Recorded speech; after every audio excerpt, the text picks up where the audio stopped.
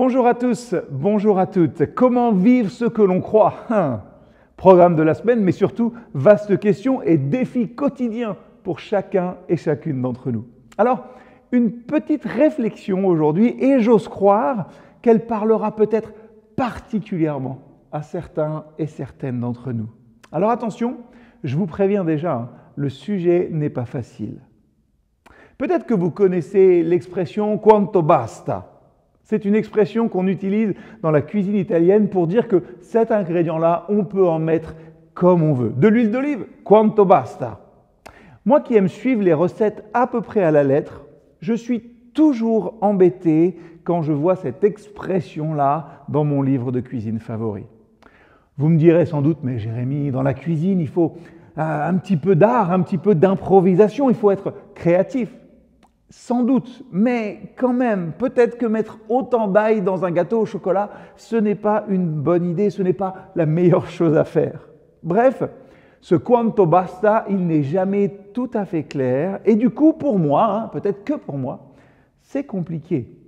Mon esprit se torture à essayer de trouver le bon équilibre. Est-ce que c'est trop?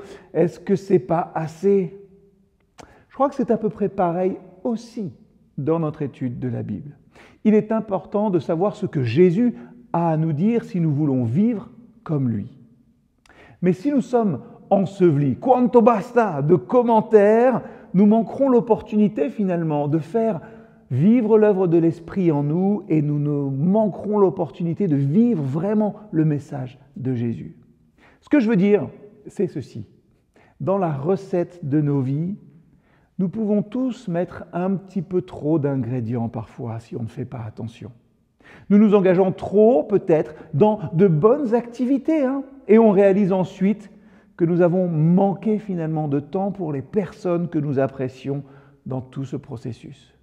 On se consacre peut-être à un travail important, mais on oublie peut-être ce faisant le travail encore plus important des matchs de foot, des spectacles de danse, des fêtes de l'école ou peut-être des soirées télé en famille.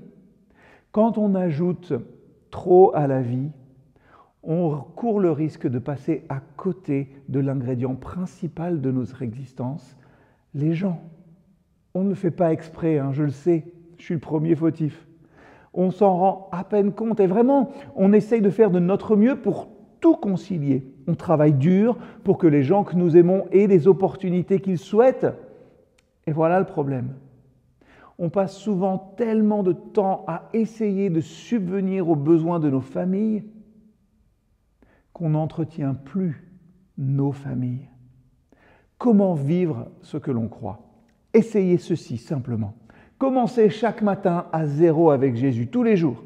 Et puis, faites attention à ce que vous allez ajouter après ça. Une question toute simple aujourd'hui. Qu'avez-vous besoin d'abandonner? À bientôt.